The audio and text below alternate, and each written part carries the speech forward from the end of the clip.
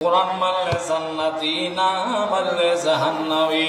আমল করলে দুনিয়াতে যারা করবে ইবাদত, আল্লাহ বলছে তারা যাবে জান্নাতের ভিতরে, মৃত্যুর পরে কোনো চিন্তা নাই। আর বন্ধুগণ, আল্লাহ নবীর ওই সাহাবী ঘুম যখন ভাঙলো, ঘুমটা ভাঙার পরে বিছনার উপরে বসিয়া চোখের পানিগুলো ছেড়ে দিয়া কান্না করতেছে, আর মনে মনে বলে, মালিক আমি বুঝি আর বেশি দিন বাঁচব না, আল্লাহ অল্প সময়ের ভিতরে আমি চলে যাব, মারা যাব। এইভাবে কান্না করতে করতে হঠাৎ করিয়া ওই সাহাবীর স্ত্রী এবার জাগ্রত হলেন, ঘুম ভাঙলেন। ওই সাহাবীর স্ত্রী ঘুমটা ভাঙার পরে মনে মনে এবার বুঝতেছেন, তার মানে চোখটা খুলিয়া দেখলেন, ওই সাহাবীর স্ত্রী চোখটা খুলিয়ে দেখলেন, স্বামী আমার রাত হয়েছে, গভীর রাতে একাই বসিয়া কেন কান্না করে। ওই স্ত্রী হলো অসুস্থ মানুষ, তাড়াহুড়া করে কিন্তু বিছানা থেকে উঠতে পারে না।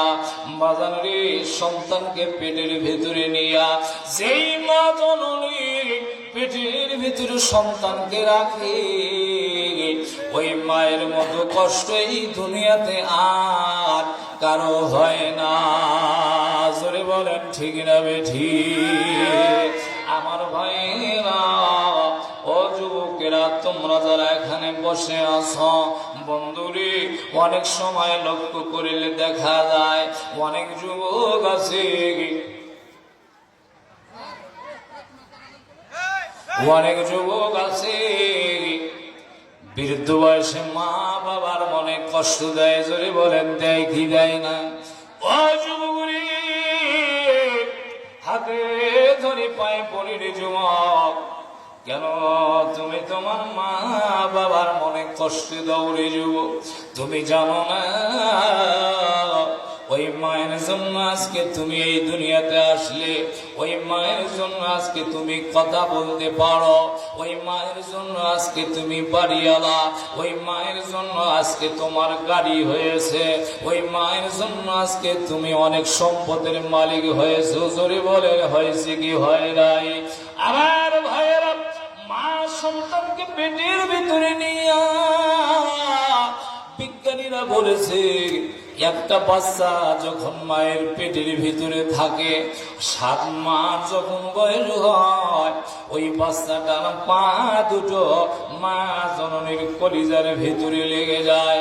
আর ওই বাচ্চাটা দুনিয়া থেকে, মায়ের পেট থেকে দুনিয়া আসা পর্যন্ত মায়ের কলিজায় কতবার লাথি মারে। আমার বন্ধুরে, এটা তো আপনারা কেউ জানেন না, হয়তো বা কেউ জানি। আমার বন্ধু, একটা সন্তান মায়ের পেট থেকে দুনিয়াতে আসা পর্যন্ত বিজ্ঞানীরা বলেছে একবার নয়, 2 বার নয়, 1000 নয়, 2000 নয়, 4500 বার মায়ের কলিজার ভিতরে লাথি মারে। জোরে বলেন আল্লাহু আকবার।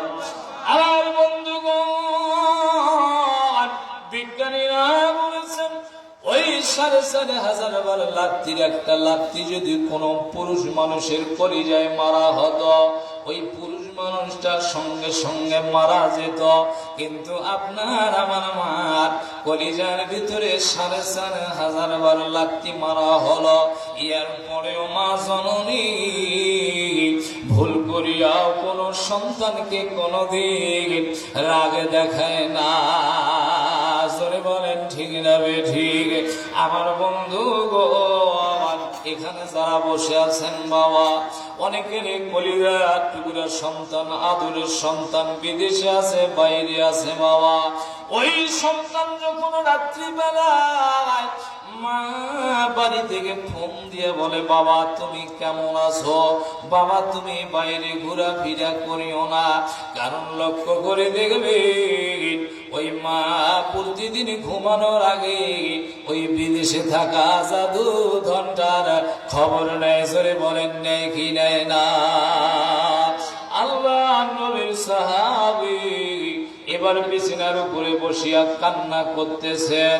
স্ত্রী এবার আস্তে করে বিছানার উপরে ভর দিয়া আস্তে আস্তে করে অসুস্থ মানুষ আস্তে করে উঠিয়া স্বামীর সামনে আসিয়া বলে, স্বামী গো, কেন গো স্বামী আপনি কান্না করেন? কান্নার কারণ তো বুঝলাম না। স্বামী গো, আপনি কি আমার উপরে মন খারাপ করেছেন? আমি বুঝি আপনার ভালো করে খাইতে দেই নাই, ভালো কাপড় চোপড় পরিষ্কার করে দেই নাই। এবার আল্লাহ নবীর সাহাবী ডাক দেয়, বিবি রে, না রে বিবি না, ওই জন্য আমি কান্না করতেছি না, ওই জন্য না বিবি, আমি কান্দে, আমি স্বপ্নে দেখলাম আমার মৃত্যু বাবার রূহটা আমার কাছে আসিয়া হাসানি দিয়ে আমারে ডাকতেছে আর বলতেছে, আব্বু রে, আয় আয় আমার কাছে আয়। ও বিবি, আমি তখনই বুঝতে পারলাম আমি বুঝি আর বেশি দিন এই দুনিয়াতে বাঁচব না, আমি এই দুনিয়া থেকে বিদায় নেব, মারা যাব। কিন্তু বিবি, আমি আমার রবের কাছে একটা নিয়ত করেছি, আমার আল্লাহর কাছে আমি একটা নিয়ত করেছি রে বিবি। আমার ভাইরা শুনুন বাবাজি, ও বাবা, আজকে আমাদের ছেলেদের ভিতরে কোরআনের জ্ঞান না থাকার কারণে, ছেলেরা কোরআন না পড়ার কারণে, কোরআন না জানার কারণে বৃদ্ধ বয়সে মা বাবাকে কষ্ট দেয়। কারণ হলো তাদের ভিতরে আল্লাহর কোরআন না থাকার কারণে। জোরে বলেন ঠিক না বেঠিক? আল্লাহর নবীর সাহাবী ডাকতে বলে, বিবি রে, আমি বুঝেছি বিবি, আমার বেশি দিন আর হায়াত নাই, হায়াতের বাতি আমার শেষ হয়ে যাবে। ও বিবি, আমি মারা যাওয়ার আগে বিবি তোমাকে দুইটা আদেশ করব, দুইটা কথা আমি বলবো। বিবি রে, এই দুইটা কথা অবশ্যই অবশ্যই তুমি মানবে। আমার বন্ধুগণ, আজকের আলোচনার আয়াত হলো দুইটি। জোরে বলেন কয়টি? আরো জোরে বলেন। এই ঘটনাও শুরু হয়ে গেছে দুইটি, এই দুইটি দিয়ে আমি শেষ করব বাবা। ও বন্ধুরে, আল্লাহ নবীর সাহাবী ডাক দেয়, বিবি, এক নম্বর কথা হলো, ভালো করে শুনে নাও বিবি, এক নম্বর কথা হলো বিবি, ও বিবি, তোমার গর্ভে যে সন্তানটা আছে আমি জানি না ওই সন্তান ছেলে হবে না মেয়ে হবে। বিবি, আমি জানি না তোমার গর্ভে যে সন্তান আছে বিবি ছেলে হবে না মেয়ে হবে, কিন্তু আমি নিয়ত করেছি ছেলে হোক আর মেয়ে হোক, তোমার গর্ভের সন্তানটাকে সর্বপ্রথম আল্লাহর কোরআনুল কারীম শিক্ষা দিবে। জোরে বলেন সুবহানাল্লাহ। কি শিক্ষা দেওয়ার কথা বলল? আরো জোরে বলেন। কিন্তু আজকে আমরা আমাদের ছেলে মেয়েদের কোরআন শিক্ষা দিতে চাই না, ভালো মাদ্রাসায় পড়াইতে চাই না। সকাল 7টা হলে জল টাকা দৌড়া, আবার সারাদিন বসে থাকি ছেলেকে ধরিয়ে এসে মেয়ে ধরিয়ে এসে। জোরে বলেন ঠিক না বেঠিক? আমার ভাইয়েরা এবার শুনেন, আল্লাহ নবীর সাহাবী ডাক দিয়ে বলে, বিবি, আমার এক নম্বর আদেশ হলো বিবি, তোমার গর্ভে যে সন্তান আছে ছেলে হোক আর মেয়ে হোক, এই সন্তান দুনিয়াতে আসার সঙ্গে সঙ্গে আলেম বানাবে, হাফেজ বানাবে। আর 2 নম্বর কথা হলো রে বিবি, আমি যখন মারা যাব, আমি মারা যাওয়ার সঙ্গে সঙ্গে আমার লাশটা যখন জানাজা পড়ার জন্য নিয়ে যাবে, ও বিবিরা, আমার লাশটাকে যখন জানাজা পড়ার জন্য নিয়ে যাবে, আমার লাশের ইমামতি কোন যুবক ছেলে করতে পারবে না। আমার লাশের ইমামতি করবে একজন মুরব্বী বান্দা। জোরে বলেন সুবহানাল্লাহ। বিবি, আমার মারা যাওয়ার পর আমার লাশের জানাজা কোন যুবক করবে না, আমার লাশের জানাজা করবে একজন মুরব্বী। বিবি ডাক দিয়ে বলে, স্বামী, স্বামী আমার, এক নম্বর আদেশ আমি শুনলাম, এক নম্বর আদেশ আমি বুঝলাম, কিন্তু 2 নম্বর আদেশ যেটা করলে স্বামী রে, তুমি মারা যাওয়ার পরে তোমার জানাজা মুরব্বী মানুষ দিয়া করা লাগবে। এই ঘটনাটা তো আমি বিবি বুঝলাম না। স্বামী ডাকতে বলি, বিবি ও বিবি, বেশি বুঝার প্রয়োজন হবে না রে বিবি, শুধু তুমি এই কথাটা পৌঁছাইয়া দিও। আর আমার জানাজা পড়াবে যখন, ওই সময় তুমিও দেখতে পারবে, বুঝতে পারবে কেন আমি মুরব্বী বান্দাকে জানাজা পড়ার কথা বলছি। জোরে বলেন সুবহানাল্লাহ। আমার বন্ধুগণ, আপনারা কি বিরক্ত হইলেন নাকি? রাগ হইলেন নাকি? আলোচনা কি চলবে না না চলবে? আরো জোরে বলেন। কিন্তু অনেকে এখনো বাইরে আছেন, হাঁটা চলা করতেছেন, দয়া করে ভেতরে আসেন, বসে যান। আমার বন্ধুগণ, আল্লাহ নবীর সাহাবী এই কথা 2টা বলতে বলতে, আলাপ আলোচনা করতে করতে রে বন্ধু, এক সময় ফজরের আজান হয়ে গেল। ফজরের আজান কানের ভিতরে চলে আসলো। এবার সাহাবী ডাক দেয়, বিবি রে, তুমি থাকো ঘরের ভিতরে, আমি ফজরের নামাজটা আদায় করে আসি রে বিবি। আমার বন্ধুরে, আল্লাহ নবীর সাহাবী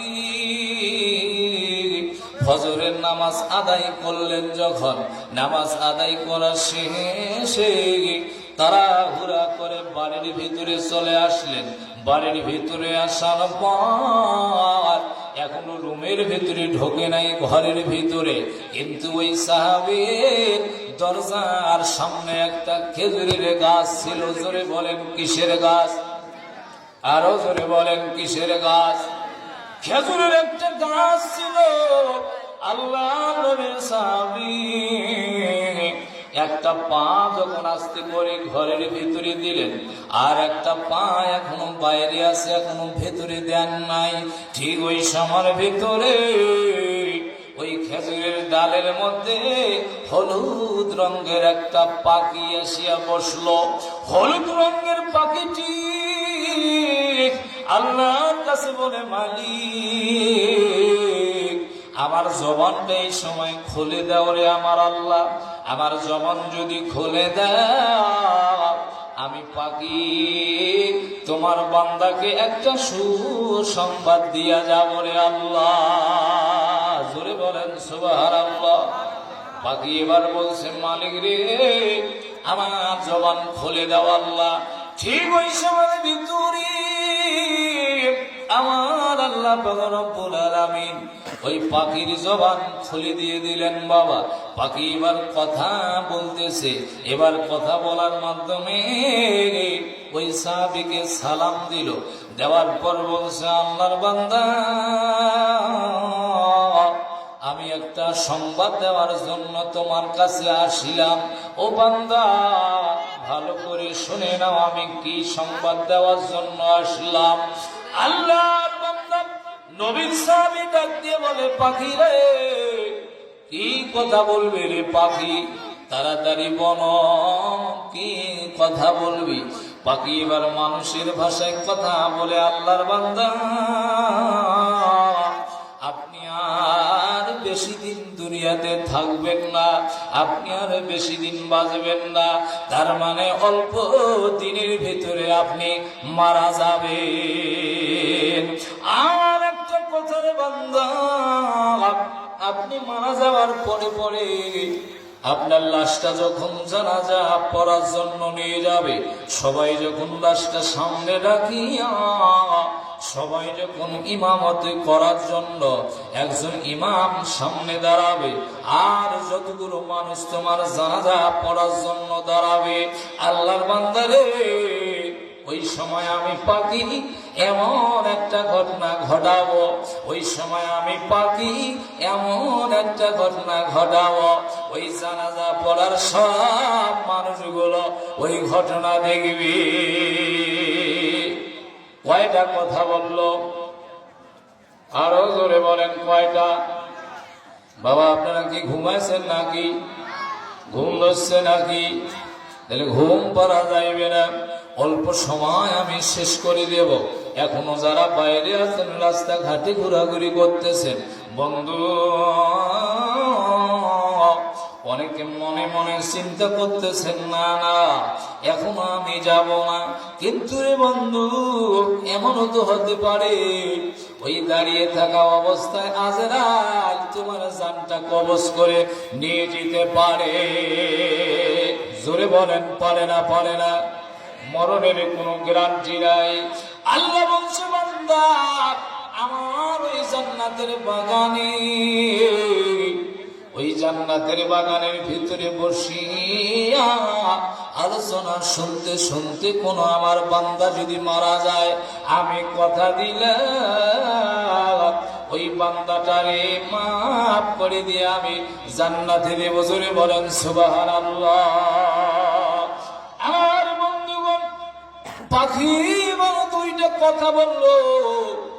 দুইটা কথা বলার পরে আল্লাহ নবীর সাহাবী ডাক দিয়ে বলতেছে, পাখিরে, ও পাখি শোনো শোনো, তোমার এক নম্বর কথা তুমি যেটা বললে আমি আর বেশি দিন বাঁচবো না। পাখি আমি জানি, আমি স্বপ্নের ভিতরে দেখেছি আমি আর বেশি দিন বাঁচবো না, আমি মারা যাব। ও পাখি রে, আমি ইমানদার, আর ইমানদারেরা মরণের জন্য সব সময় প্রস্তুত থাকে, রেডি থাকে। বাকি আমি রেডি আছি, চিন্তার কোনো কারণ নাই, কারণ আমি এই দুনিয়া ছেড়ে অন্ধকার কবরে চলে যাব। জোরে বলেন সুবহানাল্লাহ। আমার বন্ধুগণ, এই কথা বলার সঙ্গে সঙ্গে পাখি এবার সেখান থেকে উড়াল দিয়ে চলে গেল। আল্লাহ নবীর সাহাবী আস্তে করিয়া ঘরের ভেতরে ঢুকিয়া বসলেন। বসার পরে কোরআনুল কারীমটা বের করে আল্লাহ নবীর সাহাবী প্রতিদিন একটা সূরা পড়তো, সূরা ইয়াসিন। জোরে বলেন কোন সূরা? আরো জোরে বলেন। এখানে যারা বসে আছেন, আমরা কি ওই সূরা পড়তে পারি? জোরে বলেন, আমরা কি পারি? পারি না। কোরআনের ছোট্ট ছোট্ট সূরা আছে, আমরা সেটাও জানি না। জোরে কোন ঠিক না বেঠিক? আমি সেই দিন কোনো এক মঞ্চে আলোচনা করতে গিয়া একজন নেতা সাহেব এসে কথা বলবে, দেও কথা বলো। নেতা সাহেব এসে মাইকটা হাতে নিয়ে কয়, আউযু বিল্লাহির রহমানির রহিম। তার মানে আউযু বিল্লাহ বিসমিল্লাহ ওই একবারে মারি দিছে। ওই জানে না আউযু বিল্লাহ কোনটা আর বিসমিল্লাহ কোনটা। তাই আউযু বিল্লাহির রহমানির রহিম। আমি কইলাম, আল্লাহ এটা কোন আউযু বিল্লাহ নাজিল হইলে না? তারপরে এখানে আউযু বিল্লাহির রহমানির রহিম বলিয়ে কইছে, মুসলমান ভাইরা আমার সালাম, আর হিন্দু ভাইরা আদাব। আমি কইলাম, আল্লাহ বাঁচাও, কোন পাশের ওয়াজ কোন পাশে যায়? আমি চিন্তা করলাম, নেতা সাহেব সব মুসলমান, হিন্দু তো নাই। বলছে, হুজুর ভুল হয়েছে, তার মঞ্চে আমি কথা বলি বলি অভ্যাস হয়েছে। ওই জানে না এটা কোরআনের মাহফিল। জোরে বলেন, এইরকম নেতা আছে না নাই? বোম মারলে একটা সূরাও বেড়ায় না, একটা তাফসীরও বেড়ায় না। অতি বেড়ে দেখো ছিল কিসের মৌলবি হয়েছে, কি ওয়াজ করিলে আমরা জানি। আর টুটির বাং তুলি দেন, একটা সূরাও কর পায় না। আসলে না এরকম নেতা, মসজিদের সভাপতি আর সেক্রেটারি। মাগরিবের সময় আজান হয়েছে, ওই ওনার বাড়ি যাচ্ছে আত্মীয়। তোমার সময় দেবেন আত্মীয় আসলে নামাজ পড়ুক আর না পড়ুক, নামাজি এলা আত্মীয় ছিল, টানি ধরিয়েছে, বিয়ে হিসেবে এসে নামাজ পড়েছে। তা আল্লাহর কি কাম, এমন আত্মীয় আসছে, সেক্রেটারি ও সভাপতি দুইটাকে টানি নিয়ে গেছে মাগরিবের সময় নামাজ পড়তে আইসো। এবারে যাই আর চিন্তা করে, আল্লাহ বাঁচাও, যে বলতে একবার এক ওয়াক্ত নামাজ পড়লাম না, আজ কেমন হইবে এটা বিষয়টা। আর কোন রকম গেছে, আগের ভাগে যা উঁচু করে বসিয়েছে। তা আল্লাহর কি কাম, ওই দিন ওই মসজিদে মহাজনও বাজার গেছে, ইমামও বাজার গেছে। মহাজনও নেই, ইমামও নেই। আল্লাহ বাঁচাও, কি হইবে? মাগরিবের আজান হয়ে গেল, সভাপতি এমন পাঞ্জাবি আর টুপি পিন্দিছে, সাগাইছে, বোঝেন নাই? সেক্রেটারিও সেই জুব্বা পিন্দিছে, বিশাল ব্যাপার। এবারে খালি ঘাটার দিকে তাকায়, ব্যাপার করে মহজান পড়ে গেল, ইমাম পড়ে গেল, আল্লাহর কি কাম, দুইজনের একজনও নাই। এবার ওই জায়গা হিসেব করে চিন্তা করি দেখছে আর একজন লোক কোন রকম নাকি দিছে করে, আজকে আমরা আসবি না, তুই আজান দে। আজান যখন দিছে কোন রকম একজন টেকরি মেকরি আর 17,000 ভুল, এবার ভুলের কি বলতে কথা হয়েছে। আর আজান দিয়ে যখন নামাজ তো পড়ে লাগবে লাগবে না, তার পেছনের লোকজন বসিয়েছে, কি ব্যাপার, ইমাম সাহেব যাইছেন এখানে? তারপর ইমাম সাহেব নাই, সভাপতি সাহেব আছে। তা সেক্রেটারি আসতে করে কথা, সভাপতি সাহেব আপনি সামনে যান, আজ বলবি আসবে না। সভাপতি আসতে করে কথা, সেক্রেটারি সাহেব আসল নামাজ হলে পরে বানু হয়, মাগরিব মোড় বাপু পড়েন না ভাই। একটা সুরে মনে অন্তরত নাই, আসল শহর হইলে আমি বাড়ি দিন হয়ে। তা যাই হোক, আপনি যান সেক্রেটারি সাহেব, মাগরিব নামাজটা আপনি পড়ান। এক বছর সভাপতি সাহেব একটা সুরে ছাড়া আজ জীবনে কোনো সুরে আমি জানো না, অতএব মন দ্বারা হইবে না, অন্য কাউ দেখো। তা কোন রকম ঠেলা ঠেলি করিয়ে সেক্রেটারি সাহেব দিছে, আপনি যান নামাজ পড়ান। আর একটা সুরে আছে, এই প্রথম রাখার নামাজও একটা সুরে শেষ করিয়ে সেজদাত দিয়েছি। আর সেজদাত দিয়ে চিন্তা করে আমি পরে রাখাতে করি কি, পরে তো কোনো সুরে জানাও নাই, মুখস্থও নাই। সেজদা চিন্তা করতে করতে কাল্লা বাসে দেখে আমরা সবাই তো বসি সেজদাতে আছে রে, আর ওই ফাঁকা মাঠে উঠি তোর তোর তোর। নামাজ পড়েছে পিছনে, আসতে করি কাল্লা বাসী একজন দেখে, আর এবার চিন্তা করছে কি ব্যাপার রে, ইমাম সাহেব কি মারা গেল না বাঁচিয়েছে, সেজদা থেকে মাথা উঠে না কেন? থাকতে থাকতে কতগুলো চেহারা জানেন না, ওই আসতে করি কাল্লা বেগড়া করি দেখে, ওরে বাবা ইমাম নাই, ইমাম পালাইছে। যে বলে ঠিক রে ঠিক।